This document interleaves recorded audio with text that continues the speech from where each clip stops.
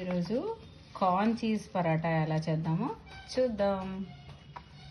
ముందుగా ఉడకబెట్టిన కార్న్, ఎల్లుల్లిపాయలు, కొంచెం కొత్తిమీర, పచ్చిమిర్చి ఇవన్నీ కొంచెం కచ్చబిచ్చగా గ్రైండ్ చేసుకోవాలండి. అంటే పలుకు పలుకుగా ఉండాలి. ఇప్పుడు ఇందాక గ్రేట్ చేస్తాం కదండి, ఇది ఇందాక కచ్చబిచ్చగా అయింది కదా. ఇప్పుడు ఇందులో కొంచెం సాల్ట్, కొంచెం ఆర్గనో, కొంచెం చిల్లీ ఫ్లేక్స్, కొంచెం చిన్న గరం మసాలా, కొంచెం కసూరి మెంతి అండ్ గ్రేట్ చేసిన చీజ్ వేసుకోవాలండి. ఇప్పుడు చపాతీలో ఇది మనం స్టఫ్ చేసి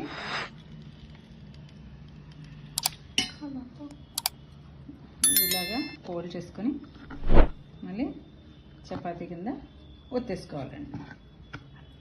నెయ్యి వేసి అటు ఇటు కాల్చుకుందాం.